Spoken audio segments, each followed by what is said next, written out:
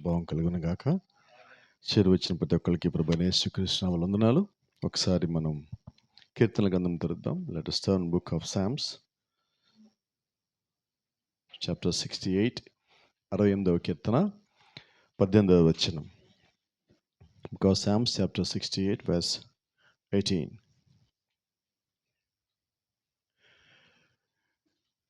18వ వచనం, 68వ కీర్తన. నీవు ఆరోహణమైతివి, పట్టబడిన వారిని చెరపట్టుకొని పోతివి, మనుషుల చేత నీవు కానుకలు తీసుకుని ఉన్నావు.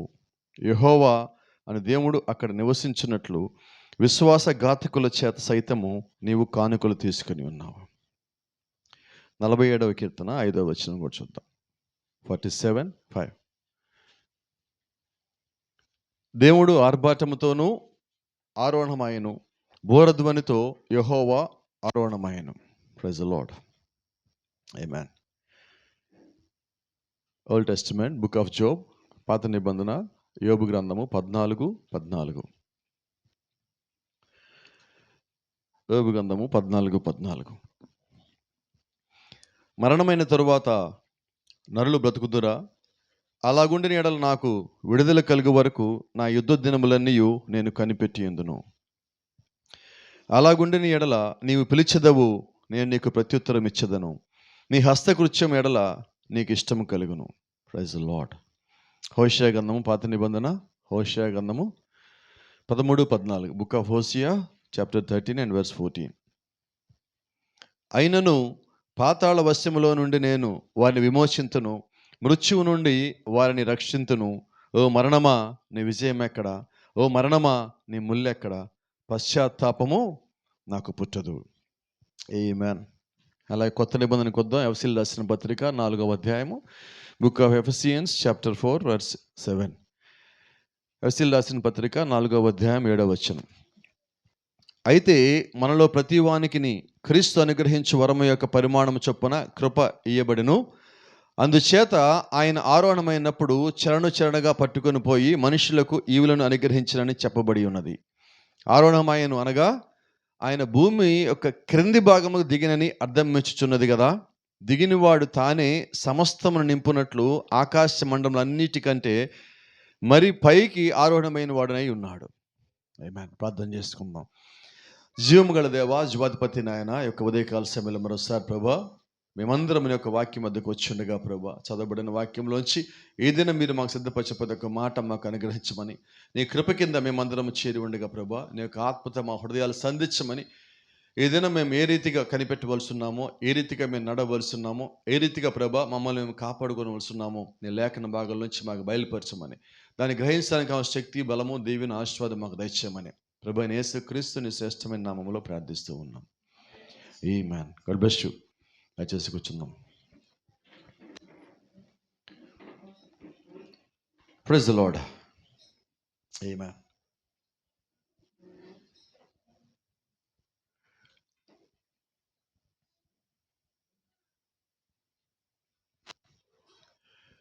లేఖన భాగం మనం చదివిన చోట ఒకసారి గమనించినట్లయితే యోబు గారికి ఒక ప్రశ్న వచ్చింది.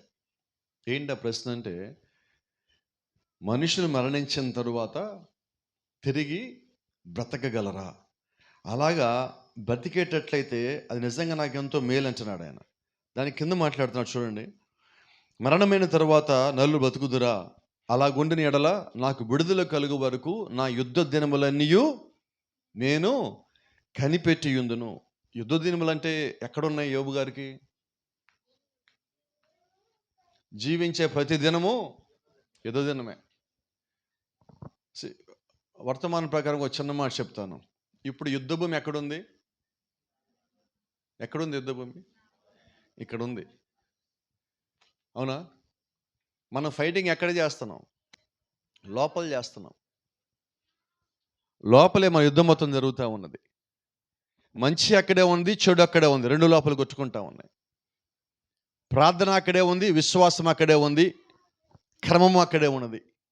ప్రార్థన లేకపోతే అక్కడే ఉన్నది, క్రమం లేకపోతే అక్కడే ఉన్నది, అవిశ్వాసం అక్కడే ఉన్నది. దేవుని వాక్యాన్ని వెంబడిద్దామన్నది కూడా అక్కడే ఉన్నది, వాక్యానికి వినకపోయినా పర్వాలేదని కూడా అక్కడే ఉన్నది. సో ఇప్పుడు యుద్ధం ఎక్కడ? నా లోపల. మన లోపల. ఇప్పుడు యుద్ధం ఎక్కడుందంటే మన లోపలే ఉన్నది. అంటే మనం జీవించే ప్రతిరోజు కూడా చేతులతో పోరాడేవి కొన్నైతే, కనులతో పోరాడేవి కొన్నైతే, చెవులతో పోరాడేవి కూడా కొన్ని ఉన్నాయి, మాటలతో పోరాడేవి కూడా కొన్ని ఉన్నాయి. కళ్ళు మూసుకొని కొన్ని యుద్ధాలు మనం జయించవచ్చు. తల పక్క తిప్పుకొని కొన్ని వినకుండా మనం కొన్ని యుద్ధాలు జయించవచ్చు.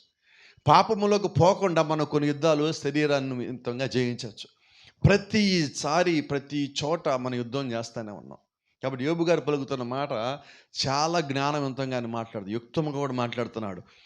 అలాగుండేని ఎడల మరణమైన తర్వాత నరులు బతుకుదారని కానీ తెలిస్తే ఈ బతుకు దినములన్నీ, అంటే ఈ యుద్ధ దినములన్నీ కూడా నేను జాగ్రత్తగా కనిపెడతా కదా. ఆమేన్. ఈ శరీరము చనిపోయిన తర్వాత, పాతి పెట్టబడిన తర్వాత మళ్ళా దేవుడు లేపుతానని కానీ నాకు మాట ఇచ్చినట్లయితే ఈ శరీరం లోపల పోవటానికన్నా ముందుగా ఏం జాగ్రత్త తీసుకోవాలో నేను తీసుకుంటాను అంటున్నాడు. అంతేనా? రైట్. ఇప్పుడు అది యోబు గారు ఏంటి, జరిగేదాని గురించి, జరగబోయే దాని గురించి ఆయన ఆశిస్తూ దేవుడు ఆయన చెప్పిన ఒక ప్రేరేపణ గురించి మాట్లాడతా, ఈ శరీరం చనిపోతే మళ్ళా బతుకుద్దా?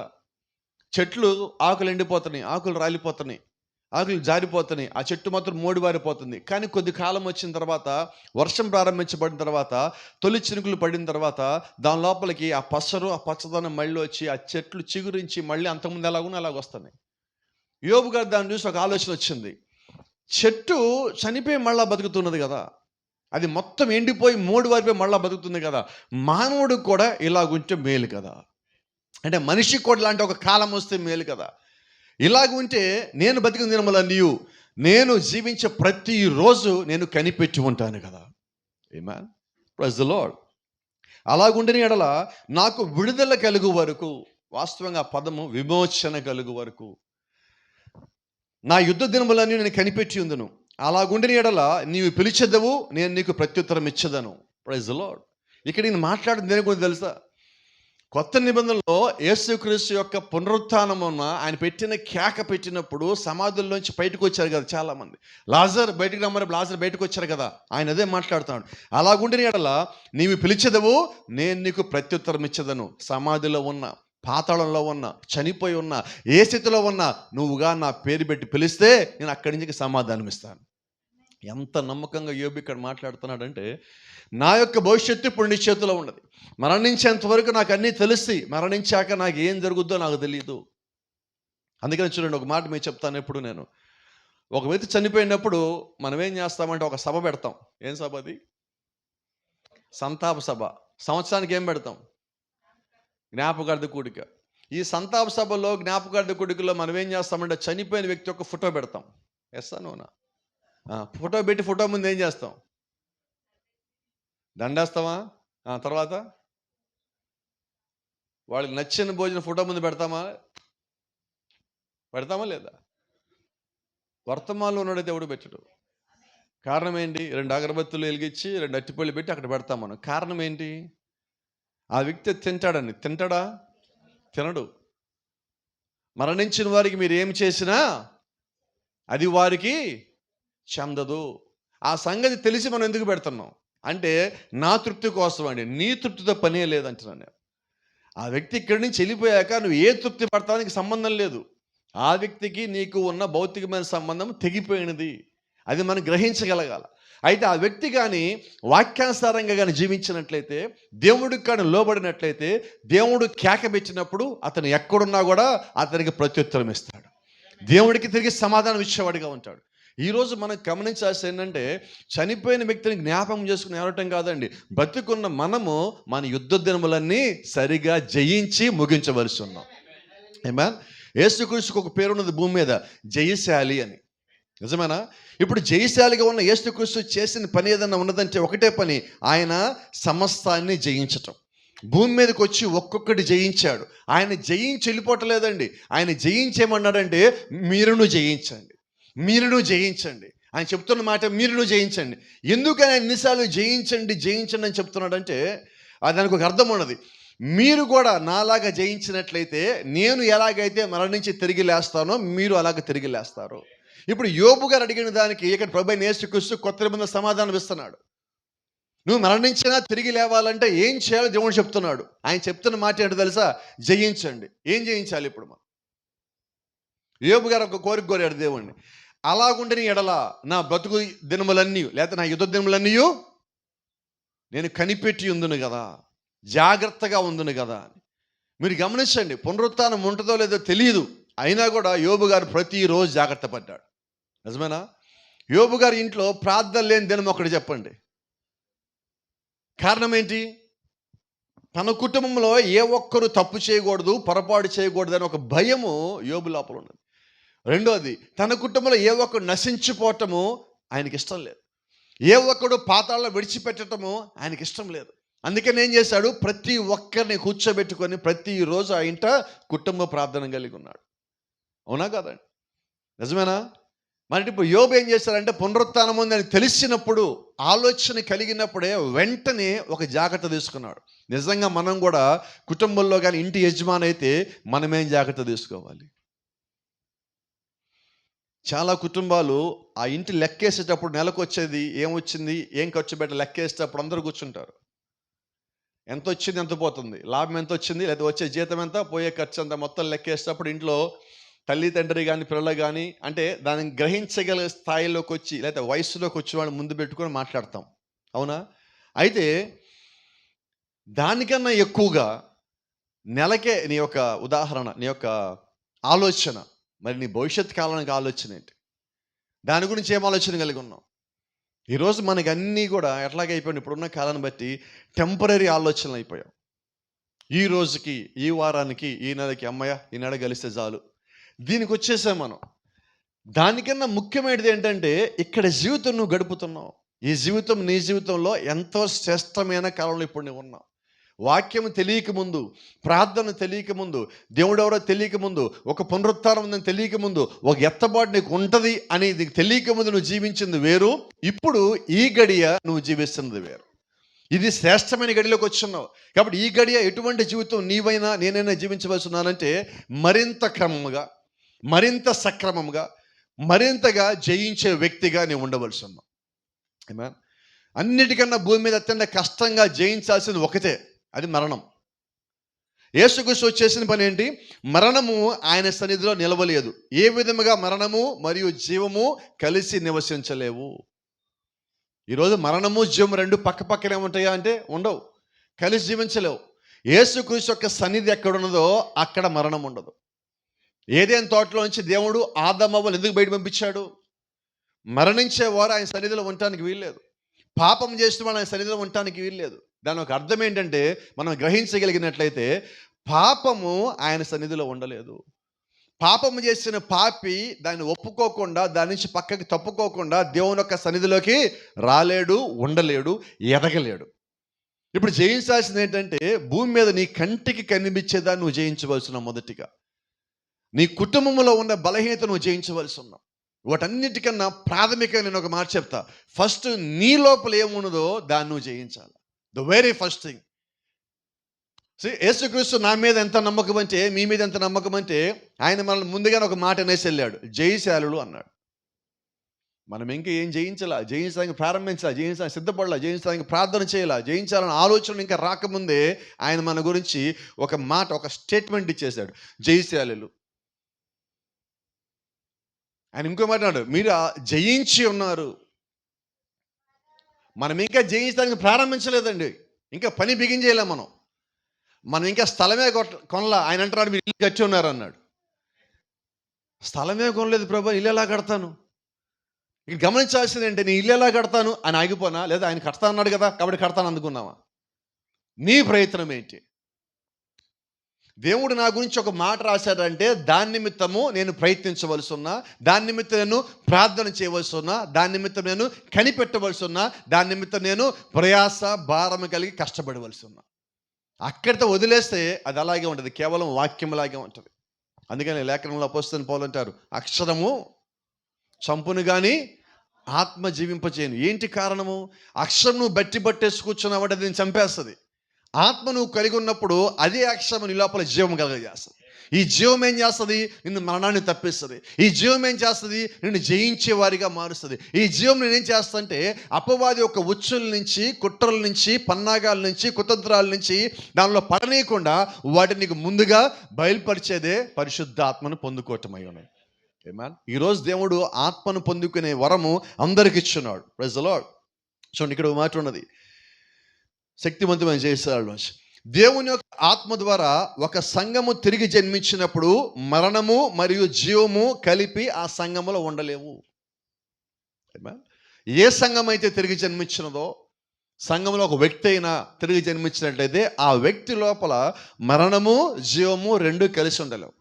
ఇప్పుడు యేసుక్రీస్తు లోపల ఏమున్నాయి? మరణము జీవం ఏముంది? జీవం ఏముంది? కారణం ఏంటి?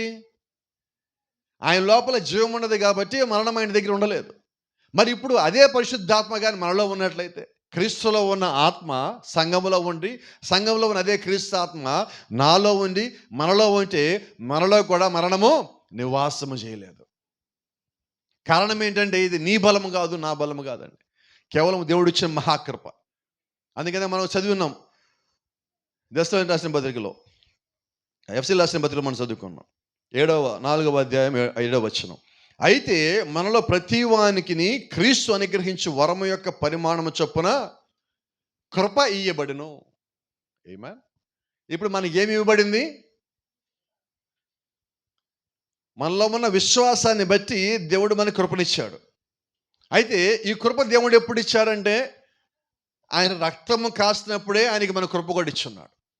ఆయనకి కేవలం రక్తం మాత్రం ఇవ్వలేదండి, స్వస్థత మాత్రం ఆయన ఇవ్వాల, రక్షణ మాత్రం ఇవ్వాల, దాంతోపాటుగా ఆయన మనకి సరిపడ కృపనిచ్చాడు.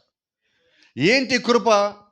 అపరాధములు చేసినప్పటికీ, పాపంలో పడినప్పటికీ మనల్ని అక్కడి నుంచి కృప పైకెత్తుతూ ఉన్నది. మనం జారిపోయిన ప్రతిసారి, దేవుడప్పు చూసిన ప్రతిసారి, మొరపెట్టిన ప్రతిసారి, కన్నీరు కాచిన ప్రతిసారి, ఒప్పుకున్న ప్రతిసారి, పశ్చాత్తాపడిన ప్రతిసారి ఆ కృప మనల్ని పైకెత్తుతానే ఉన్నది. ఎందుకంటే గమనించండి, స్వస్థత నీకు వచ్చినా రాకపోయినా కూడా కృప మాత్రం విడిచిపెట్టుకోవాలా. దేవుడు ఆయన రక్షణతో పాటు మనకి శక్తివంతమైన కృపనిచ్చాడు. కృప అంటే నిన్న శుక్రవారం మాట్లాడుకున్నట్టుగా ప్రేమ కన్నా ఇంకా ఎక్కువ. ప్రేమ కొంతవరకే ఉంటుంది. చూడండి, ప్రేమ కోప్పడదు, ప్రేమ మత్సరపడదు, ప్రేమ ఉప్పొంగిపోదు, ప్రేమ గర్వముగా ఉండదు, ప్రేమ దమ్మముగా మాట్లాడదు. దీనికన్నా పైన ఉండదు కృప. అంటే వీటన్నిటికన్నా మించిపోయింది కృప. అది దేవుడు మనకిచ్చాడు. ఇప్పుడు ప్రేమ కోప్పడదు, మరి కృపకు కోపమే రాదు. ఇక్కడ ప్రేమ కోపపడదంటే కృప సంగతి ఏంటి? దానికన్నా ఇంకా ఎక్కువ కదా. ప్రేమ డమ్మముగా మాట్లాడదు, మరి కృప ఏంటి? అసలు డమ్మమే లేదు, అది కృప. అంటే ఇప్పుడు క్రీస్తు ఆయన నిజంగా డంబంగా ప్రదర్శించాలనుకుంటే ఎంత ప్రదర్శించవచ్చు? అవునా? చూడు, మన ఒంటి మీద ఒకసారి కొత్త బట్టలు ధరించుకోగానే కొద్దిసేపు మన బాడీ లాంగ్వేజ్ మారుతుంది. ఏంటి కారణం? చెప్పరు ఎవరు? మన పక్కన ఎవరైనా మట్టి కొట్టుకుపోయిన బట్టలతో కూర్చొని ఉంటే కొద్దిసేపు మనలోకి వేరే ఒక ప్రభావం వచ్చేలా పోతుంది. ఏం ప్రభావం అది? డంబం. నేనే ఇలాగున్నాను. అయితే కృపగా నీలో ఉంటే నువ్వు ఎదుటి వ్యక్తి వస్త్రాలను చూడు, ఆయనలో ఉన్న ప్రేమను చూస్తావు. నేనంటే దేవుడు అది ఇచ్చాడు మనకి. అంటే లోకపు కన్నులు నిన్ను మోసపుచ్చానికి కావాల్సినన్ని చేసినప్పటికీ నీ లోపల నుంచి దేవుడు ప్రేమ చూపించేది దేవుని యొక్క కృప మాత్రమే. ఆ కృప నువ్వు కలిగి ఉన్నావు అని చెప్పి దేవుడు నీకు అది ఇచ్చానంటున్నాడు, ఇస్తానని చెప్పలేదండి. ఆశ్చర్యం ఏంటి తెలుసా? ఆల్రెడీ ఇచ్చానంటున్నాడు. ఎలాగా? ఆయన మనల్ని జయశాలుడు అన్నాడు, కృప ఇచ్చానంటున్నాడు, సదాకాలం మీతో కూడా ఉన్నాను అంటున్నాడు. అంటే అన్నీ ఆయన చూసేశాడు, ఆయన దృష్టి అన్నీ జరిగిపోయినాయి. మన దృష్టిలో, మన కాలంలో, మన ఉనికిలో అవి జరుగుతూ ఉన్నాయి. ఎంత గొప్ప కృప ఇప్పుడు దేవుడు మనకి ఇచ్చినట్లు. ఎటువంటి కృప కాకపోతే దేవుడు యొక్క రక్తంలోంచి దేవుడు మనల్ని చూస్తున్నాడు. నిజంగా మనల్ని కానీ చూస్తే ఐగుప్తు నుంచి కనానికి వచ్చిన వారు చేసిన పనుల కన్నా మనం చేసేది ఇంకా ఎక్కువ. ఈ వయసుకే, ఈ కాలానికే. నేనంటున్నాను, దేవుడు తెలియనప్పుడు మనం చేసిన వేరండి, దేవుడు తెలిసిన తర్వాత చేసిన వాటికే మనమైతే లెక్క ప్రకారంగా భూమి మీద ఉండాల్సిన వ్యక్తులం కాము. దేవుడు మోషేతో అన్నట్టుగా వీరందరూ నేను నశింపజేస్తానన్నప్పుడు మోషే మొరపెట్టాడు దేవుడికి, ప్రభువా నీకు ఒక పేరుంది రక్షించేవాడు అని. ఒకవేళ నువ్వు అందరినీ కానీ చంపేస్తే నీకున్న ఆ రక్షించేవాడని పేరు పోతుంది కదా. వీళ్ళందరూ నువ్వు కనానికి నడిపిస్తానని చెప్పావు, ఈ మధ్యలో నువ్వు కానీ చంపేస్తే నువ్వు మాట తప్పినవాడు అవుతావు కదా. ఒకవేళ నువ్వు నిజంగా కోపం వచ్చి ఉగ్రత కానీ ఎక్కువగా ఉంటే నన్ను చంపే వారి పదిలో. Praise the lord. ఎలాగ బతిమాడుకుంటున్నాడు దేవుణ్ణి? దేవుని యొక్క వాక్యాన్ని దేవుడికి జ్ఞాపకం చేసుకుంటా, ఇంకా నీ కోపం తగ్గపోతే నన్ను చంపే ప్రభు అంటున్నాడు. మోషేకు కూడా తెలుసు దేవుడు చంపడని. కారణం ఏంటంటే దేవుడు ఒకరి మీద కోపాన్ని వాళ్ళ మీద చూపిస్తాడు, ఇంకోళ్ళ మీద చూపించడం. అయితే మన ఇళ్ళల్లో మనం ఏం చేస్తాం? చాలామందికి ఒక అలవాటు ఉంది, ఆఫీస్లో కోపం ఇంట్లో చూపిస్తాం, భార్య మీద కోపం పిల్లల మీద చూపిస్తాం, భర్త మీద కోపం పిల్లల మీద చూపిస్తాం. దేవుడు ఇప్పుడు అలా చూపించదండి. ఎవరు దేవుడి వైపు తిరిగితే దేవుడు వారిని చేర్చుకుని దేవుడై ఉన్నాడు. బైబిల్లో ఒక మాట ఉన్నది, మీరు గమనించాలి లేదో. కోరహు ఎలాంటోడు? మంచోడా చెడ్డోడా? చెప్పడు ఎవరు? మోషేకి వ్యతిరేకంగా లేచాడు. కోరహు, అభిరాము వీళ్ళందరూ గ్రూపును తయారు చేసి మోషేకి వ్యతిరేకంగా చేశారు. మోషే సంఘంలోనే ఉంటూ మోషేకి వ్యతిరేకంగా ఒక గ్రూపును నడిపారు. వ్యతిరేకమైన బోధ వారి మధ్యలో ఉన్నది. మోషేని ధిక్కరించే బోధవాళ్ళు కలిగి ఉన్నాడు. ఇప్పుడు దేవుడు ఏం చేశాడు? కోరహుని దేవుడు చంపేశాడు, అభిరాముని చంపేశాడు, వెనకాల వచ్చిన 3000 మంది బ్యాచ్ని చంపేశాడు, భూమిని చీల్చాడు, లోపల తీసుకుని పోయాడు. వాక్యానికి వ్యతిరేకమైనది సంఘములోకి వచ్చినప్పుడు దేవుడు ఆ వ్యక్తిని తీసేస్తాడు. నిజమేనాగా? ఇప్పుడు అదే చేశాడు. అక్కడ అహరోను కుమారులు ఏం చేశారు? దేవుడు చెప్పింది కాక వేరే అగ్నిని తీసుకుని వచ్చారు లోపలికి. దేవుడు ఏం చేశాడు? అన్య అగ్నిని తీసుకొచ్చిన వారిని ప్రత్యక్ష గుడారము వాకిలి ఎదుటే కాల్చి బూడిద చేశాడు. దాన్ని అక్కడ దేవుడు ఆపేశాడు. అంటే దేవుడు యొక్క సన్నిధిలోకి వాక్య వ్యతిరేకమైనది దేవుడు ఎప్పుడు రానియడు. Praise the lord. ఇక్కడ మీరు గమనించినట్లయితే దేవుడు చిత్తం లేకుండా అక్కడ దాకా వచ్చింది. ఇప్పుడు దేవుడు దాన్ని ఆపివేయవలసి ఉన్నాడు. అయితే ఆశ్చర్యం ఏంటంటే కోరహుని చంపేసిన దేవుడు, మీరు కీర్తనలు కానీ చదివితే కోరహు కుమారులు రాసిన కీర్తనలు ఉన్నాయి. అంటే ఇప్పుడు దేవుడు ఏం చేశాడు? కోరహు తప్పు చేశాడు, కోరహుని శిక్షించాడు. అయితే కుమారులు ఏం చేశారు? దేవుడికి లోబడ్డారు. కాబట్టి దేవుడు వారి మీద ఉగ్రతని ఎలిమెచ్చుబెచ్చలా. ఒకవేళ మనకు ఒక అలవాటు ఉంది కదా, ఏం చెప్తాం? మా అమ్మ ఎలాగండి, మా నాన్న ఎలాగండి, అందుకే నేను ఎలాగున్నానండి. మరి కోరహు ఏమనాలా? కోరహు కుమారులు ఏమనాలా? కాదు కదా. ఎవరో పేరు మీద సాకులేదే చెప్పొద్దు. నీవు దేవుడికి సమర్పించుకోవాలి, నీ హృదయాన్ని దేవుడికి ప్రతిష్ఠించుకోవాలి. ఎప్పుడైతే నీ హృదయాన్ని ప్రతిష్ఠించుకున్నావో నీ జీవితంలో ప్రతి దాన్ని జయించడానికి కావలసిన మార్గం వెతుకుతావు. ఈరోజు మనం వెతుకుతున్న పని ఏంటో తెలుసా? తప్పించుకునే మార్గం. దేవుడు చెప్తుంది ఏంటంటే వెతుకుడి మీకు దొరుకును. మనం ఏం చేస్తున్నాం? వెతకాలి దాసిన బదులుగా తప్పించుకునే మార్గం వెతుకుతున్నాం. అయితే తప్పించుకోవడానికి దేవుడే నీకు మార్గం పెట్టాడు ఆల్రెడీ. ఇప్పుడు నేనేమన్నానంటే నువ్వు ఆ మార్గం వెతుకు అంటున్నా.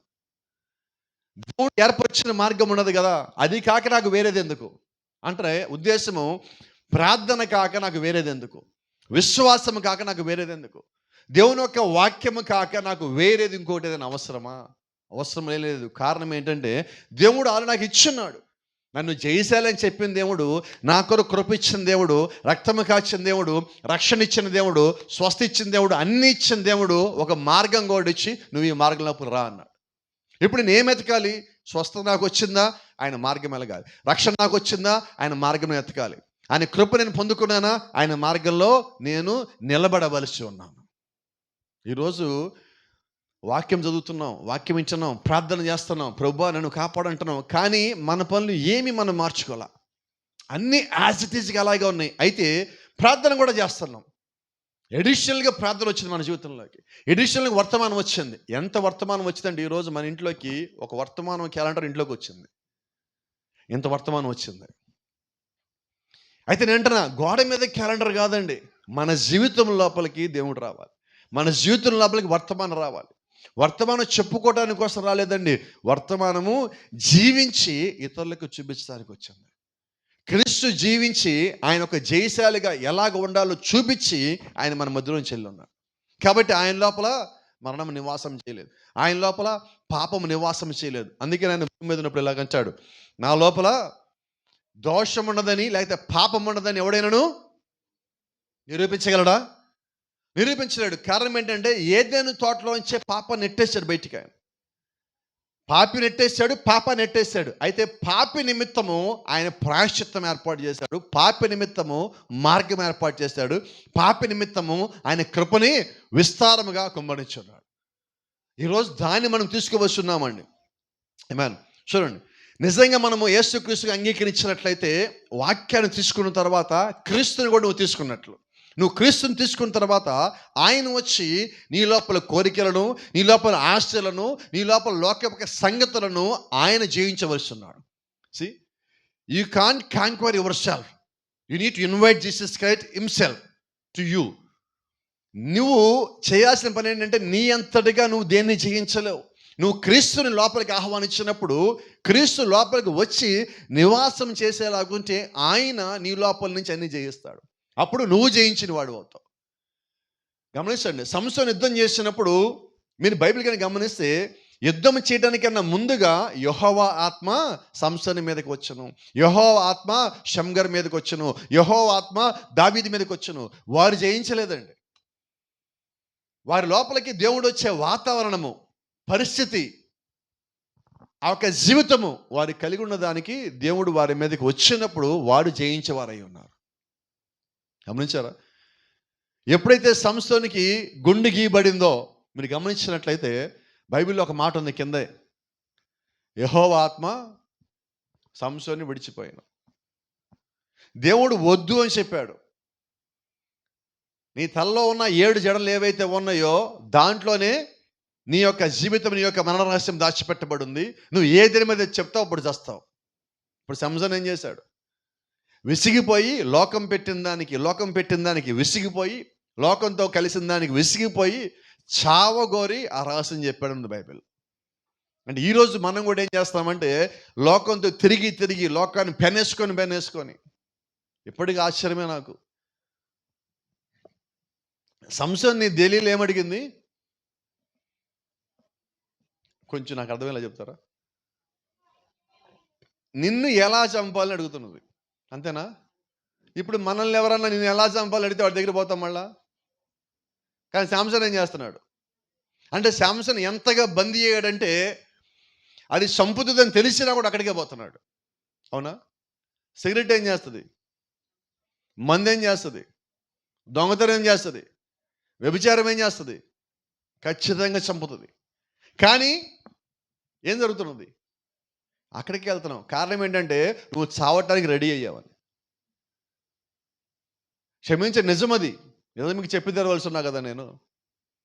అది తప్పని తెలుసు, పాపం అని తెలుసు, దేవుని దృష్టికి అవి అసహ్యమని తెలుసు. అయినా మనం అక్కడికి పోతున్నామంటే అర్థం ఏంటంటే, దేవుడు ఒక ఉగ్రత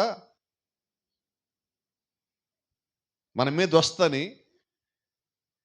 మనకి ఏంటంటే, ఈ తప్పులు చేసే వాళ్ళ దగ్గర ఒక ఆయుధం ఉంటుందండి. ప్రార్థన చేస్తే దేవుడు నన్ను ఏం చేయలే. ఇది చాలా పెద్ద పొరపాటు. ఇది దేవుడు చెప్పిన విధానంలో పోకుండా నచ్చిన విధానంలో పోయి, నాకు నచ్చినప్పుడు దేవుడు వైపు తిరుగుతానంటే ఒప్పుకునే దేవుడు కాదు ఈయన. చూడండి, మన పైన ఉన్న దైవికము కాని అన్నిటినీ ఆయనే జయించును. దేవుడికి ఇష్టము కానివి, దేవుడి చిత్తంలో లేనివి మన పైన ఏదైనా ఉంటే, క్రీస్తే మన లోపలికి వచ్చి వాటిని జయించాలి. నా అంతటి నేను వాటిని తీసేయలేను, నా అంతటి నేను వాటిలోంచి బయటికి రాలేను. దేవుడు నాకు సహాయం చేయాలి. కొన్ని మనం చేయగలమండి.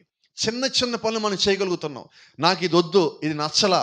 కొన్నిసార్లు దేవుడి చిత్తం లేదు, మనకు అది చేయడానికి అవకాశం వచ్చింది, చేయగలము. అయినా మనం ఏం చేస్తామంటే, నాకు అది నచ్చలా, లేదంటే ఇది నాకు ఇష్టం లేదు, ఇది ఎందుకో నాకు చెయ్యాలనిపించట్లా అని ఒక ప్రేరేపణతో నువ్వు పక్క తప్పుకున్నావు. నేను అంటాను, అది నీ అంతా నువ్వు తప్పుకోవాలా, దేవుడి వల్లే తప్పుకున్నావు.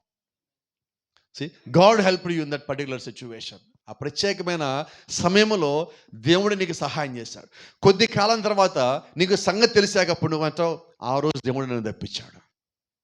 ఏమా, దేవుడు సహాయం చేయకుండా మనం ఎప్పుడు కూడా ఏమీ జయించలేమండి.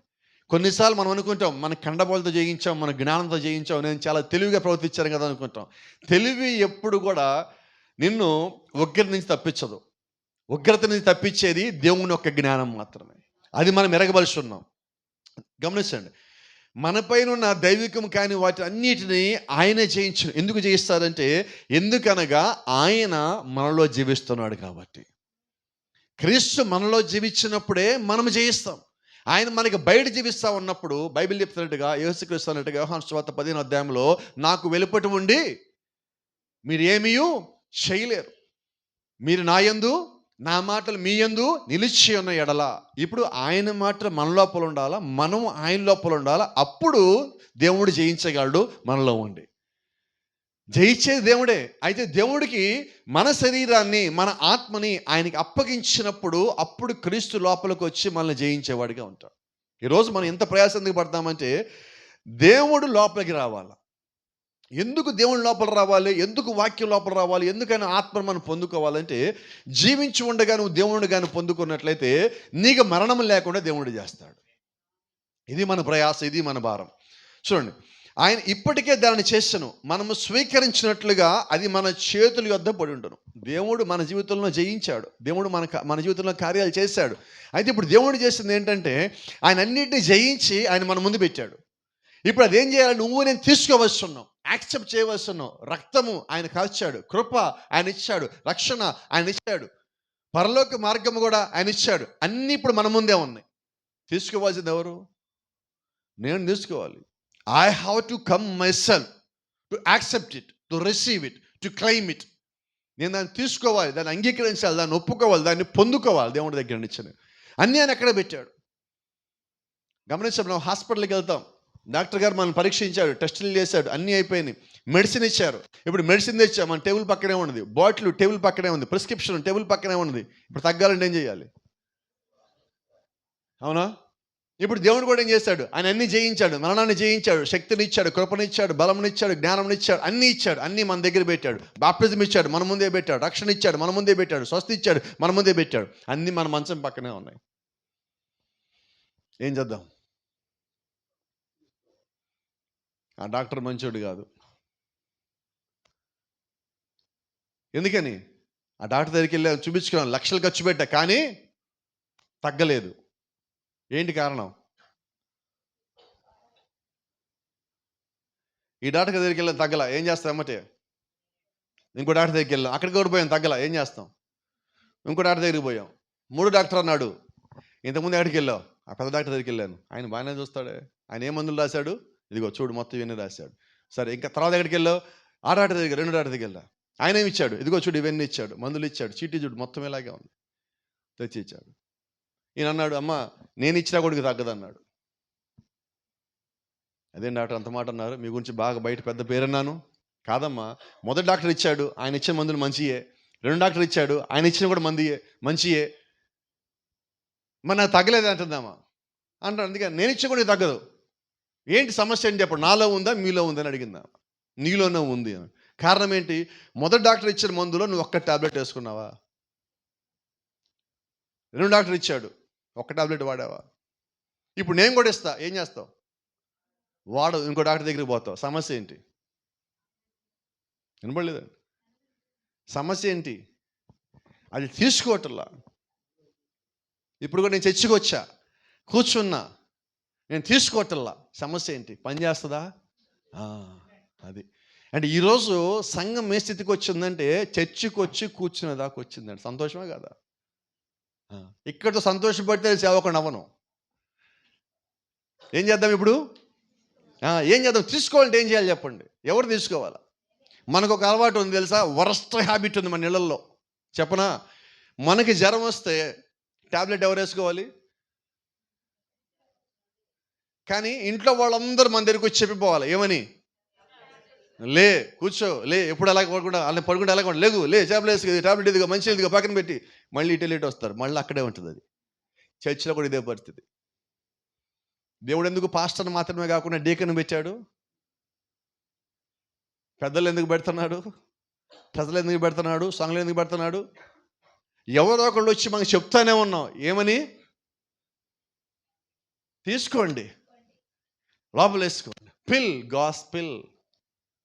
గాస్పిల్ సువార్త బిళ్ళలు వేస్తున్నాం మనం ఇప్పుడు లోపల. వేరేవేమీ ఇట్లా పెద్ద పెద్ద మర్మాలు బిళ్ళలు వేయాలి, కానీ ఇంకా సువార్త బిళ్ళల దగ్గర అవుతున్నాం. కారణం ఏంటి? పోవట్లేదండి లోపలికి. అమ్మో, బి కాంప్లెక్సా చేదు, పారాసెటమాలా చేదు, వాక్యమా చేదు, సంఘక్రమమా చేదు. పడకపోతే జబ్బు ఎక్కడికి పోవాలా? అది పడాలా, ఇది పోవాలా. దేవుడు వాక్యాన్ని ఇచ్చింది దేనికంటే లోపల పని చేయటానికి. డాక్టర్ మెడిసిన్ ఇచ్చింది దేనికంటే నీ లోపల జబ్బు నీకు తెలియదు. అది ఎంత ప్రమాదకరమైతే నీకు తెలియదు, అది డాక్టర్కి తెలుసు. కానీ మనం ఏం చేస్తాం? కోపం రాదు ఎవరికి? ఓ చిన్న మాట చెప్తాను, మొన్న కూడా చెప్పాను, ఎందుకంటే త్వరగా అర్థమవుద్దని. వేరేలాగా అనుకోమాకండి, ఈ సమస్యలో నన్ను వేరేలాగా తిట్టుకోమాకండి ఎవరు దయచేసి. షుగర్ ఉన్న వాళ్ళకి ఏమి ఇష్టం? ఏం చేస్తారు? చెప్పలేదు గట్టిగా. ఇప్పుడు మనం ఏం చేయాలి? చెప్పరా ఎవరు? ఇప్పుడు షుగర్ ఉన్న వాళ్ళు ఎవరో ఒకళ్ళు మన ఇంట్లో ఉన్నారా లేదా? ఉండే ఉంటారు. ఒకళ్ళో ఇద్దరు ముగ్గురు ఎంతమంది అది లేదు. ఉంటే మనం ఏం చేయాలా? వాళ్ళ ముందు నుంచొని అబ్బా ఏముంది ఈ స్వీటు అంటే వాళ్ళు ఏం చేస్తారు? ఇప్పుడు మనం వాళ్ళ ముందుకు వెళ్ళి ఎందుకు ఇలా చేసాం? అవునా? సరే, వాళ్ళకి షుగర్ లేదు, వాళ్ళు తింటున్నారు, ఇప్పుడు నేనేం చేయాలి? వినపడలేదమ్మా? అవునా? ఇప్పుడు దేవుడు నాకు ఇది వద్దు అన్నాడు, ఇప్పుడు నేనేం చేయాలి? డాక్టర్ గారు ఇది వద్దు అన్నాడు, నేనేం చేయాలా? ఎందుకని ఈ మాట చెప్తానంటే, నాకు మరణము తెచ్చే వాటిని దేవుడు వద్దు అంటున్నాడు. ఇప్పుడు నేనేం చేయాలి? ఎవడు నా గురించి కేర్ తీసుకోడు, నా గురించి నేనే కేర్ తీసుకోవాలి. వాక్యం విషయంలో కూడా నా గురించి నేనే జాగ్రత్త కలిగి ఉండాలి. నాకు ఒక మాట, ఈరోజు మన డాక్టర్ ఎవరంటే ప్రభువైన యేసుక్రీస్తేనండి. ఆయన ఇది వద్దు అంటే అది మానేయాల. అయితే ఈరోజు ఇంకో చిన్న సంగతి మీరు చెప్పనియండి. ఈరోజు ఒక సిగరెట్ తాగే వ్యక్తి పరలోకానికి వస్తాడా రాడా? ఎలా చెప్పేశారు? సిగరెట్ తాగటం పాపమా?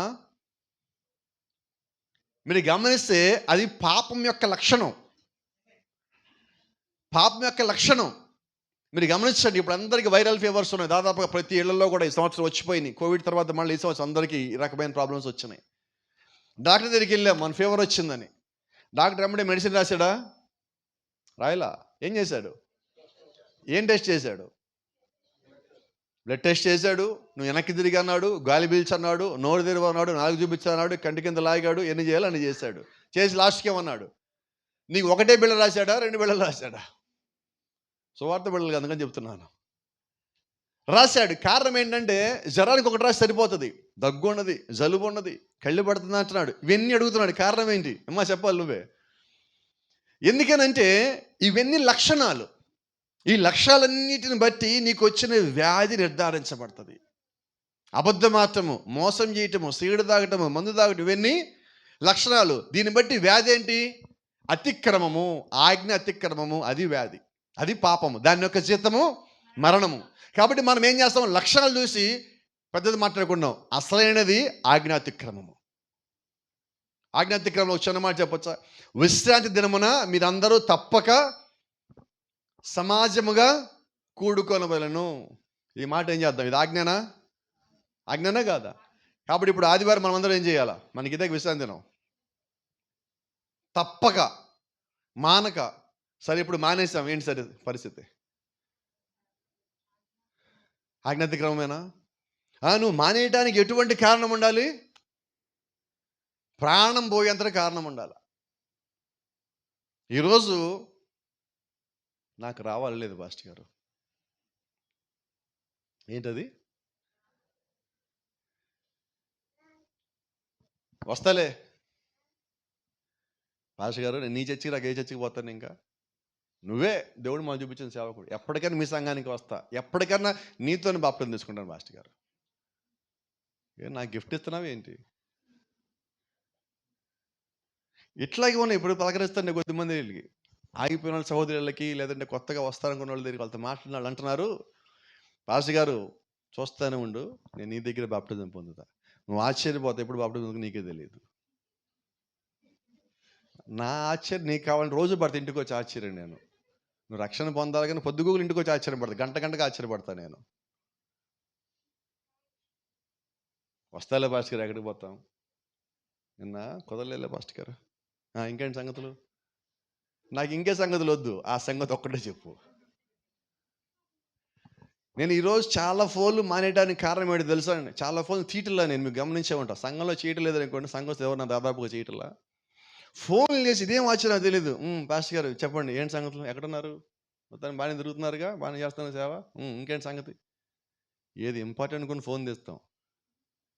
నీ సంగతులు చెప్పడానికి కూర్చోండి ఇక్కడ. ఈరోజు అలాగే అయిపోయినది. ఇది సంగతులు చెప్పుకునే పరిచర్య కాదండి, మన జీవితాలు మార్చుకునే పరిచర్య మనం కలిగి ఉన్నాం. ఆ భారం మనం కలిగి ఉండాలి. క్రీస్తు వచ్చింది దేనికో నీవు నేను ఎరుగున్నట్లయితే మన జీవితాలు మార్చుకునే వాళ్ళం అయ్యి ఉన్నాం. ఇప్పుడు ఆ మెడిసిన్ లోపలికి పోవటల్లా, దేవుడు వద్దు అన్నది చేస్తున్నాము, ఆ మెడిసిన్ మాత్రం తీసుకోవటల్లా వద్దు అన్నది చేస్తున్నాం. ఈరోజు అందరికీ ఒక సమస్య ఉన్నది. ఏదన్నా వ్యాధి వచ్చిందా, బాధ వచ్చిందా, మనం ఏం చేస్తామంటే డాక్టర్ దగ్గరికి పోవటల్లా. ఎక్కడికి వెళ్తాం? మెడికల్ షాప్కి. రెండోది ఎక్కడికి వెళ్తాం? ఆర్ఎంపీ. ఆర్ఎంపీ కూడా చేతెత్తేసాక అప్పుడు డాక్టర్ దగ్గరికి పోతాం. అది లెక్క. అవునా? మెడికల్ షాప్ వాడు ఏమిస్తాడు? మీకు తెలుసో తెలీదు, వాడు ఇచ్చిన టాబ్లెట్ ఎప్పుడైనా చూసారా మీరు? టాబ్లెట్ కంపెనీ పేరు కూడా కనబడదు టాబ్లెట్ మీద, అలాగే ఇస్తాడు నీకు టాబ్లెట్. ఇది ఎవరికైనా చూపించి ఇది ఏంటో కూడా వాడికి అర్థం కదా, అలాంటి టాబ్లెట్ ఇస్తాడు. ఆర్ఎంపీ దగ్గరికి పోతే ఏమిస్తాడు?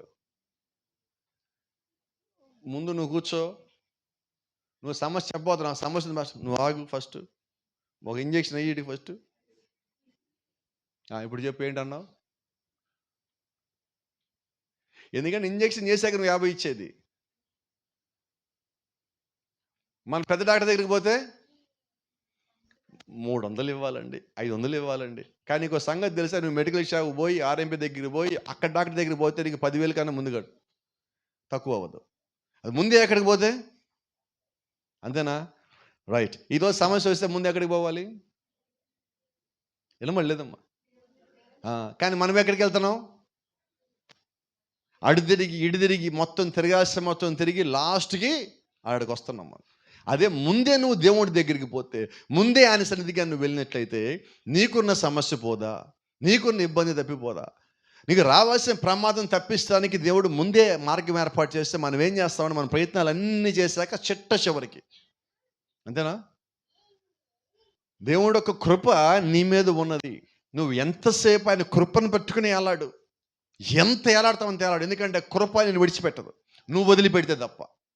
దేవుడిని విడిచిపెట్టాడు, నేను వదిలిపెట్టినా కూడా దేవుడు నన్ను విడిచిపెట్టలేదు. మిగతా సంగతి తెలియదండి, నా సంగతి నాకు తెలుసు. Praise the lord.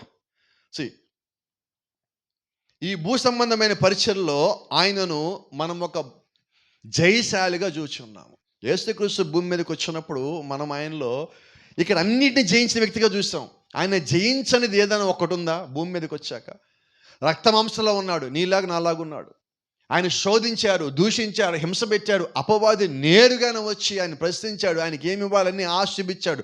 అన్ని చేసినా కూడా ఎక్కడన్నా ఆయనలో కొద్దిగన్నా వెనక్కి జారటమో పడిపోవటమో ఏదైనా జరిగినదా? ఇప్పుడు ఆయన అంటున్నాడు, నేను మీలో ఉన్న ఎడల. రైట్. ఇప్పుడు ఆయన కానీ మనలో ఉంటే ఇప్పుడు మన సంగతి ఏంటి? ఎందుకు ఎప్పుడు చెప్తా ఉంటా, ఎవరు పరలోక రాజ్యం వెళ్తారంటే, ఇది మీకు బాధ కలిగించినప్పటికీ ఒక మాట మీరు చెప్పగలుగుతా ధైర్యంగా. క్రీస్తు నీ జీవితంలో అందరికన్నా అత్యంత ప్రాముఖ్యత కలిగిన వ్యక్తిగా ఉన్నప్పుడు నువ్వు పరలోకానికి వెళ్ళే వ్యక్తిగా ఉంటావు. ఈరోజు మనం చేసే భక్తి ఎలాంటి భక్తికి వచ్చున్నావు? ఆదివారము ఆరాధనలో ఉన్నప్పుడు, వాక్యం వినేటప్పుడు మన ఆలోచనలో, మన ఊహల్లో, మన మనసుల్లో, మన హృదయంలో క్రీస్తు పైన ఉంటాడు.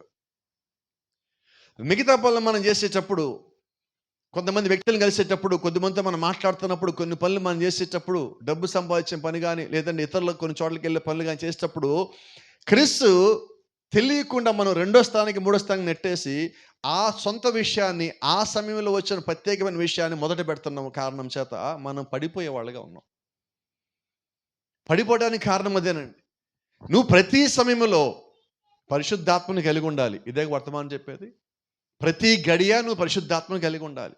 రైట్. ఇప్పుడు ప్రతి గడియ పరిశుద్ధాత్మగా నేను కలిగి ఉన్నట్లయితే మరి నా జీవితంలో అన్నిటికన్నా ఉన్నతమైన స్థానంలో ఉండేది ఎవరు? నా మనసులో ఉన్నతమైన స్థానంలో ఉండేది ఎవరు? నా హృదయంలో ఉన్నతమైన స్థానంలో ఉండేది ఎవరు? నా ఆలోచనలో ఉన్నతమైన స్థానంలో ఉండేది ఎవరు? నా క్రియలలో ఉన్నతమైన స్థానంలో ఉండేది ఎవరంటే అన్ని చోట్ల దేవుడే కనిపిస్తాడు. దావీదు చెప్తున్నాడు, అన్ని వేళలా యెహోవాను నేను నా ముందు ఉంచుకొని ఉన్నాను. నేను దేవుణ్ణి ముందు పెట్టుకున్నా. అది ఏ సమస్య అయినా కానీ, ఏ పని అయినా కానీ, ఏ ఆలోచన అయినా కానీ నువ్వు దేవుణ్ణి ముందు పెట్టినప్పుడు నీ దగ్గరికి బలహీనమైన ఆలోచన రాదు, బలహీనమైన క్రియ రాదు, బలహీనమైన పని నువ్వు చేయలేవు. నీ దగ్గరికే కాదు, నీ కుటుంబంలో కూడా బలహీనత రాదు. కారణం ఏంటంటే నువ్వు దేవుణ్ణి ముందు పెట్టావు. ఈరోజు నా పిల్లకి నేను నేర్పించాలంటే దేవుణ్ణి ముందు పెట్టిన ముందు నేర్పించాలి. దాని తర్వాత నువ్వు ఏమైనా చేయి. నువ్వు ఒక పని చేయాలా, నువ్వు నన్ను సంప్రదించకపోయినా పర్వాలా, ముందు దేవుణ్ణి సంప్రదించు. ఈరోజు మనం ఏమంటున్నాం, నాకు చెప్పకుండా ఎందుకు చేసావు? నీకు చెప్పకుండా కాదు, ముందు నువ్వు దేవుడికి చెప్పకుండా చేసావు నువ్వు అడగాల ఫస్ట్. ఎందుకంటే నువ్వు దేవుడికి చెప్పకుండా చేయబట్టి పడిపోయావు. నాకు చెప్పి చేసినా లేకపోతే నేను నువ్వు కలిసి చేసినా కూడా పడిపోతాం. ఎప్పుడు పడిపోకుండా ఉంటామంటే దేవుడికి చెప్పి చేయటం వల్ల, దేవుడిని అడిగి చేయటం వల్ల, ఆయన సమాధానం ఇచ్చేంత వరకు వెయిట్ చేసి చేయటం వల్ల మనం పడిపోకుండా ఉంటాం. కాబట్టి ఈరోజు వాక్యం విని మనం వెళ్ళిపోవటం కాదండి, ఇది నా జీవితంలోకి రావాలి, నా మాటల్లో రావాలా, నా క్రియల్లో కనిపించాలి. ప్రతి దాంట్లో విన్న వాక్యము కనిపించాలి. Praise the lord. దేవుని నామానికి మహిమ కలుగును గాక. ఎవరేమనుక మాకు దయచేసి. మొన్న విషింగ్ చేస్తూ ఒక సిస్టర్ వాళ్ళ ఇంటికి వెళ్ళాం, మేము ఒక బ్రదర్ వాళ్ళ ఇంటికి వెళ్ళాం. ఇంటికి వెళ్ళేపాటికి వాళ్ళ ఇంట్లో ఉన్న మదర్ అన్నీ చదువుతూ ఉన్నదంట. వాళ్ళ అమ్మాయి వచ్చి ఒక మాట అన్నది, జ్ఞాపకం ఉందనుకుంటాం మీకు. అమ్మ ఏంటి పాస్టర్ గారు వచ్చారని చదువుతున్నావా? నిజమేనా కదా? ఇక్కడ నేనేమంటానంటే సదరం గురించి మాట్లాడటల్లా, ఆ ఇంట్లో ఉన్న యవ్వనస్తులు మాట్లాడిన మాట గురించి అంటే విన్నది బయటికి పోలా, లోపల ఉన్నది. ఈరోజు విన్నది అలా లోపల ఉండి సందర్భానుసారంగా బయటకు వచ్చిందంటే అది లోపల నిలబడి ఉన్నదని. ఆ నిలబడింది ఏదో రోజుకి పని చేస్తుందని. ముందు నిలబడాల. యేసుక్రీస్తు చెప్తున్న మాట అది, నా మాటలు మీ యందు నిలిచి ఉన్న ఎడల, అవి నా లోపల నిలబడి ఉండాలి. విన్న ప్రతి మాట బయటికి పోగొట్టుకోకుండా కాపాడుకోవటానికే నేను చేసే ప్రార్థన. ఆ ప్రార్థన, ఆ మాట నా లోపల నిలబెట్టాలి. అవి అసలైన సందర్భం వచ్చినప్పుడు, నేను ఎదుర్కొనే సమయం వచ్చినప్పుడు, ఆ సంఘటన వచ్చినప్పుడు, లేదంటే నేను నిలబడే సమయం వచ్చినప్పుడు అవి నా లోపల పని చేయాలి. చూడండి, ప్రాఫిట్ చెప్తారు ఆశ్చర్య మాట ఒకటి, నువ్వు ఆరోగ్యంగా ఉన్నప్పుడు, నువ్వు బాగున్నప్పుడు, నువ్వు మంచిగా ఉన్నప్పుడు దేవుని సాక్ష్యం ఇవ్వటం కాదు, కానీ నువ్వు బలహీనంగా ఉన్నప్పుడు, నీరసంగా ఉన్నప్పుడు, ఇబ్బందులో ఉన్నప్పుడు, వ్యాధిలో ఉన్నప్పుడు ఆ సాక్ష్యము కాపాడుకుంటా అన్నిటికన్నా మేలు. నేను బాగున్నప్పుడు సాక్ష్యం చెప్తున్నా, అయితే బలహీనంగా ఉన్నప్పుడు నేను దాన్ని కాపాడుకోవలసి ఉన్నానండి. కాబట్టి ఈరోజు మనము వాక్యం విన్న తర్వాత ఈ విన్న వాక్యము మన లోపల నిలబడే విధముగా మన ఆత్మని మనం కాపాడుకోవాలి. అది ఎలా సాధ్యము? ప్రార్థన ద్వారా సాధ్యమండి. ప్రార్థన లేని జీవితము, గమ్యం లేని జీవితము రెండు ఒకటే. ఇప్పుడు మనం పని చేస్తున్నాం, ఎందుకు పని చేస్తున్నాం? జీవిస్తున్నాం, ఎందుకు జీవిస్తున్నాం? తెలియకపోతే దానివల్ల ప్రయోజనం ఏంటి? అలాగే మనం చర్చికి వచ్చి ఇంటి దగ్గర కానీ వ్యక్తిగతంగా ప్రార్థన లేకపోతే ఆ జీవితానికి అర్థమే లేదండి. వాస్తవంగా మాట్లాడితే అది వ్యర్థమైనది. రెండో సంగతి, క్రీస్తు భూమి మీద ఉండగా ఆయన సమస్తము జయించి మన ముందు జయించాలి కనిపించను. అయితే ఈరోజు ఈ ఉదయం మీకు ఒక మాట చెప్పగలను నేను. ఏంటి ఈ మాట అంటే, క్రీస్తు భూమి మీద జీవించినప్పుడే కాదు, మరణించి తిరిగి లేచిన తర్వాత ఈ ఉదయం కూడా ఆయన మన మధ్యలో ఇంకను జయశాలిగానే ఉన్నాడు. ఇంకను జయశాలిగానే ఆయన ఇంకా మన మధ్యలో జయిస్తానే ఉన్నాడు. మీరు గమనిస్తే యేసుక్రీస్తుని ఆపే శక్తి భూమి మీద ఏదీ లేదు. ఆయన మనలో ఉండగా మనల్ని ఆపే శక్తి భూమి మీద దేనికి లేదు. ఆయన క్రియలు నీ లోపల జరుగుతూ ఉండగా ఆ క్రియలను ఆపటానికి అపవాది దగ్గర కూడా సరిపడినంత శక్తి కలిగి లేడు. కారణం ఏంటంటే క్రీస్తు సత్యాన్ని జయించను. గమనించండి, యేసుక్రీస్తు భూమి మీద ఉండగా ఆయన పనులు చేస్తూ ఉన్నప్పుడు ఎవరూ కూడా రెడ్ సిగ్నల్స్ వేసి ఆపలేదు. మన రోడ్డు మీద పోతున్నాం, చాలా స్పీడ్గా వెళ్తున్నాం, రెడ్ సిగ్నల్ పడగానే ఏం చేయాలి? ఆగిపోవాలి. ఎంతసేపు? అది మళ్ళీ గ్రీన్ సిగ్నల్గా మారేంతవరకు. ఇప్పుడు యేసుక్రీస్తు పని చేయాలంటే ఆయనకి రెడ్ సిగ్నల్ వేసేవాడు ఎవడు? ఆయన స్పీడ్ బ్రేకర్లు వేసేవాడు ఎవడు? అదే క్రీస్తు నీ లోపల ఉంటే, అదే ఆత్మ నీ లోపల ఉంటే, ఇప్పుడు క్రీస్తుని ఎవరు ఎలాగైతే ఆపలేరో నిన్ను అలాగే ఆపలేరు. ఒక చిన్న ఉదాహరణ నేను చెప్తాను. ఒక పెద్ద సముద్రం ఉన్నది. సముద్రం అంతా ఏ నీరు ఉన్నది? ఉప్పు నీరు. సముద్ర నీరు ఉప్పుకి ఎలా మారింది? సైన్స్ ఫీల్డ్ ఉన్నారు కదా చాలామంది. లోపలున్న ఆ జలచరాల వలన అదంతా ఉప్పుగా మారింది. సముద్రంలో ఉన్న జంతువులు ఏవైతే ఉన్నాయో వాటి వల్ల అదంతా ఉప్పుగా మారింది. అదొక భాగం. అయితే మీరు గమనిస్తే ఒక స్పూన్ నీళ్ళు దాంట్లో బయటికి తీయండి. ఆ సముద్ర నీళ్ళు మొత్తంలో ఏవైతే ఉన్నాయో అవే కణాలు, అవే ఖనిజాలు, అవే లక్షణాలు, అవే గుణాలు అన్నీ కూడా ఈ స్పూన్లో కూడా ఉంటాయి. నిజమేనా? ఇప్పుడు యేసుక్రీస్తు మొత్తం ఆ సముద్రం అనుకుందాం, మనం ఆ స్పూన్ నీరు అనుకుందాం. ఇప్పుడు మన లోపల ఏముండాలి? దానిలో ఉన్నవన్నీ ఉండాలి. మరి ఆ సముద్రంలో ఎటువంటి లక్షణాలు అయితే ఉన్నాయో అన్ని స్పూన్ నీళ్ళలో ఉన్నాయి. అవునా? ఇప్పుడు మనము కూడా స్పూన్ అంత యేసుక్రీస్తు ఆత్మను కానీ పొద్దుకుంటే యేసుక్రీస్తు చేయగలిగిన అన్ని లక్ష్యాలు, అన్ని పనులు మనము చేయగలుగుతాం. అయితే క్రీస్తులో ఉన్న అన్నీ నీ లోపలికి ఆయన ఆల్రెడీ ఇచ్చి ఉన్నాడు. ఆయన ఇస్తానని చెప్పలా. వారి వారి పరిమాణం చొప్పున, వరము యొక్క పరిమాణం చొప్పున వారికి కృప ఇయ్యబడెను. కృపనిచ్చున్నాడు అంటే క్రీస్తు కలిగిన దాన్ని దేవుడు మనకి ఇప్పుడు ఇచ్చున్నాడు. ఇప్పుడు మనం ఏం కేక పెట్టాలంటే, ఇక్కడ నేను జీవించిన ప్రతి చోట, జీవించిన ప్రతి దినము, నా యుద్ధ దినములన్నీ నేను కనిపెట్టవలను. ఏం కనిపెట్టాలి? యుద్ధం చేసేవాడు ఏం కనిపెడతాడండి? యుద్ధానికి వెళ్ళిన సైనికుడు కనిపెట్టేదేంటి? శత్రువు వీటి నుంచి దాడి చేస్తాడా, ఎలాగ తప్పించుకుందామని. ఇప్పుడు మనం ఏం చేయాలి? అపవాది ఎలా దాడి చేస్తాడు, వాడి నుంచి ఎలా తప్పించుకోవాలి. ఇంతే కదా యోబు గారు చెప్పింది. నా యుద్ధ దినములన్నీ కనిపించు అంటే యుద్ధ భూమిలో ఉన్నంత వరకు నేను దాన్ని కనిపెడతానే ఉంటా. సరే రైట్, మనం ఇప్పుడు ఎంతకాలం కనిపెట్టాలా? ఇప్పుడు యోబు గారు అన్న మాట మనం కొద్దిగా మారుద్దాం. నా బ్రతుకు దినములన్నీ నేను కనిపెట్టి ఉందను. అంతేనా? నువ్వు ఆరోగ్యంగా ఉన్నా, అనారోగ్యంగా ఉన్నా నువ్వు కనిపెడతానే ఉండాలి. ఎందుకంటే జయించే శక్తిని దేవుని లోపల పెట్టున్నాడు. దేవుని నామానికి మహిమ. గమనించండి, క్రీస్తు నీ కొరకు నా కొరకు భూమి మీదకి వచ్చి ఆయన జయశాలిగా మారి నన్ను జయశాలి అని చెప్పి ఆయన పైకి వెళ్ళటానికన్నా ముందు ఆయన చేసేది ఏంటంటే, వెళుతూ భూమి మీద ఆయన జరిగించిన ముగింపు యొక్క కార్యం ఏంటంటే మరణము జయించి ఆయన ఇక్కడికి వెళ్ళాడు. ఇప్పుడు మరణాన్ని అంతకుముందు వరకు యోబు గారు అడిగిన ప్రశ్నకి సమాధానం లేదు. మరణించిన వారు మరలా బ్రతుకగలరా అన్నదానికి సమాధానం లేదు.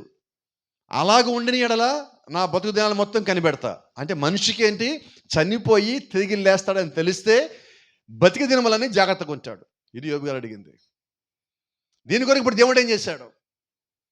మరణాన్ని జయించి ఒక మానవుడిగా వచ్చి మరణాన్ని జయించి తిరిగి లేచి ఆయన వెళ్ళినప్పుడు ఆయన వలె మిగతా వాళ్ళు జీవించాలి, మిగతా వాళ్ళు కనిపెట్టాలని ఒక మాదిరి ముందు పెట్టిపోయాడు. యోబు గారు అడిగిన దాన్ని దేవుడు చేసి వెళ్ళాడు. ఇప్పుడు యోబు గారు అడిగిన దాన్ని దేవుడు చేసి వెళ్ళిపోయిన తర్వాత యోబు గారు లాంటి ప్రజలు ఇప్పుడు భూమి మీద ఉండి వీళ్ళేం అడగాలి? చెప్పలేనండి ఎవరు. మనమే అయితే మనం అడగాల్సిన పని ఏంటంటే, ప్రభువా మరణించిన వాళ్ళు మళ్ళా బతుకుతారని మాకు ఇప్పుడు తెలిసింది, వాళ్ళు పైకి లేస్తారని మాకు తెలిసింది. లాజర్ను మాత్రం నువ్వు పైకి లేపలేదు, లాజర్ను మాత్రం నువ్వు బయటికి పిలవలేదు. నువ్వు మరణించిన దినమున అనేక మందిని పైకి లేపి తీసుకుని పోయావు. యేసుక్రీస్తు మరణించగానే పాతాళంలోకి వెళ్ళి, బైబిల్ చెప్తుంది, పాతాళంలోకి దిగిపోయి అక్కడ ఉన్న వారిని చరణకి పట్టుకొని పోయి ఆయన పైకి తీసుకొని పోయాం. బంధించిన వారిని ఆయన పైకి తీసుకుపోయాడు అంటాను బైబిల్లో స్పష్టంగా మనం మాట్లాడుతున్నాం. చరణగా వారిని కొనిపోయాను, వాళ్ళు పైకి తీసుకెళ్ళాడు. ఇప్పుడు మన కళ్ళ ముందు ఒక సాక్ష్యం ఉన్నది. రెండోది, మత్తయి సువార్త 27 అధ్యాయాలు మనం చదువుకున్నాం. యేసుక్రీస్తు మరణించి పాతి పెట్టబడి లేదా సమాప్తమని కేక పెట్టినప్పుడు అనేక మంది పరిశుద్ధుల శరీరములు సమాధిలోంచి పైకి లేచి 40 దినములు ఆ పట్టణంలో వారికి అగ్గపడిరి.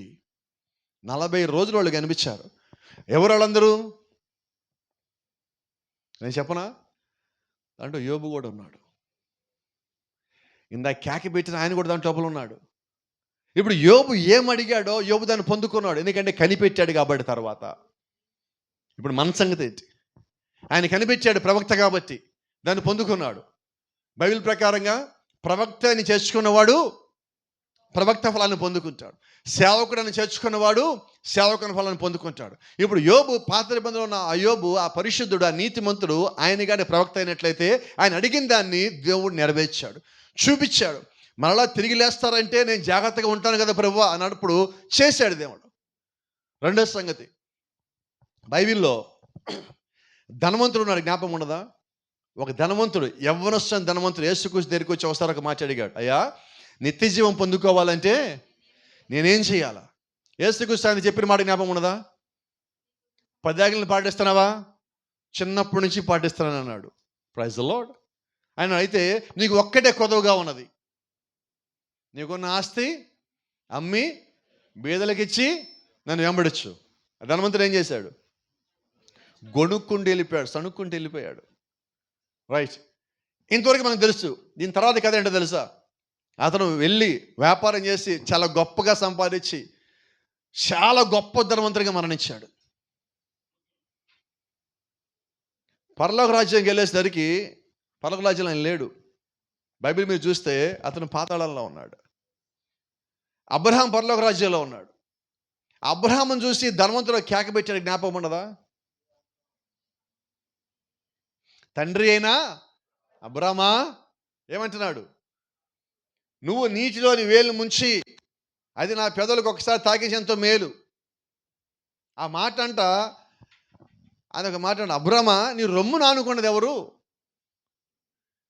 నీ ఇంటి ముందు కురుపులతో, బాధలతో, గాయాలతో, ఏ వైద్యం లేకుండా పడున్నాడే ఎవరతను?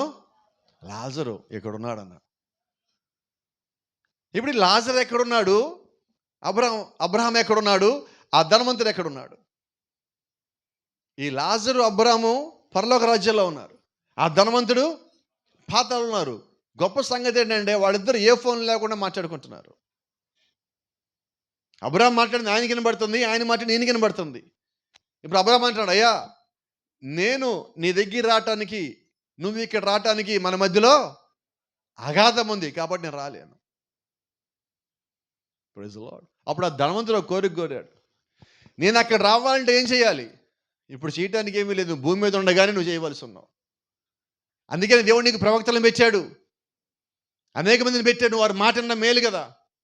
అప్పుడు ఆ ధనవంతుడు కోరిక కోరాడు, తెలుసా మీరు ఏం కోరాడండి? మరణించిన వారిలో ఎవరైనా తిరిగి లేచి చెప్పిన ఎడల వారు విందురు కదా. మా ధనవంతుడికి ఒక జబ్బు ఉన్నది. ఏం జబ్బు అంటే, బతికొండగా ఎవరైనా చెప్తే మేము వినము, ఎవడైనా మరణించి తిరిగి లేస్తే ఎమ్మటే మేము నమ్ముతాము, కాబట్టి మాకు ఆ జబ్బు ఉంది ప్రభువా, ఈ జబ్బుకి నీ దగ్గర మందు ఉందా అంటే, ఆయన డాక్టర్ కదా, ఆయన దగ్గర కూడా మందు ఉన్నది. అందుకని యేసుక్రీస్తు మృతునైతిని కానీ ఆయన సజీవుడై ఉన్నాడు. ఇప్పుడు ఆయనే తిరిగి లేచి చెప్తున్నాడు. ఇప్పుడు నమ్మంది ఎవరు? యోబు గారు ఏమడిగారు? తిరిగి బతుకుతారంటే నేను జాగ్రత్తగా ఉంటా అన్నాడు. ఈ ధనవంతుడు ఏమడిగాడు? ఒకరు మృతుల్లోంచి లేచి మాకు బోధించిన ఎడల మేము ఖచ్చితంగా వింటాం కదా. ఇప్పుడు దేవుడు ఆ యోబు అనే పరిశుద్ధుడు ప్రవక్త ఒక కోరికను తీర్చాడు. పాతాళంలోకి పోయిన ఈ ధనవంతుడు అడిగిన కోరికను కూడా దేవుడు నెరవేర్చాడు. అంటే దేవుడు ఒక ఉద్దేశం ఏంటంటే, ఎలాగైనా నశించిపోవటం ఆయనకి ఇష్టం లేదు, ఎలాగైనా వాడు కాపాడబడాలి. దాని కొరకు దేవుడు సమస్తాన్ని ఇచ్చాడు. ఈరోజు దేవుడు మనకి ఇవ్వనిది ఏది లేదండి, అన్నీ ఇచ్చాడు, మన దగ్గర పెట్టుకున్నాం. ఇందాక మనం చెప్పినట్టుగా డాక్టర్ దగ్గరికి వెళ్ళాం, మెడిసిన్ తెచ్చా మనం పక్కన పెట్టుకున్నాం. ఇంకా నాకేం పర్లేదు, పెద్ద డాక్టర్ దగ్గరికి వెళ్ళాను, మెడిసిన్ తెచ్చుకున్నాను, నాకు గ్యారంటీ తగ్గిపోతుంది. ఎప్పుడు తగ్గుతుంది? వాడాక. ఇప్పుడు కూడా ఏంటి, మంచి భాస్కర్ దగ్గర మేమన్నా, మా భాస్కర్ మామూలుగా ఉండదు, వారంలో 6 రోజులు పరిచయం చేస్తాడు. ఏం ప్రయోజనం? వినబడలే నాకు. మెడిసిన్ నేను వాడకనప్పుడు ఏం ప్రయోజనం? పేర్లు పనిచేయవు, పేర్లు పనిచేయవు. పాత నిబంధనలో ఒక మాట ఉంది. ఒక ఆయన దగ్గరికి వచ్చి వాళ్ళు అడుగుతున్నారు, అయ్యా నీ ఆస్తి మాకొద్దు, నీ సంపాదన మాకొద్దు, ఏం కావాలి? నీ పేరు మాత్రం మాకు ఈజాలు. ఇప్పుడు ఈరోజు కూడా ఏమైంది? పాస్టర్ గారు మేము మీ సంఘంలో పేరు మాకు ఉండాలి, మాకు ఇంకేమవుతుంది, చాలు, మేము ఎక్కడైనా మేము నడిచిపోతుంది అంతా. ఏం ప్రయోజనం? వాళ్ళకి భర్తలు లేరు, వాళ్ళు ఏమడుగుతున్నారు? నీ పేరు ఇచ్చాలి, మేము బతికేస్తాం, ఈ పేరు పెట్టుకొని ఎక్కడో చాట పలానా ఆయన భార్య అని చెప్పి బతికేస్తాం మేము.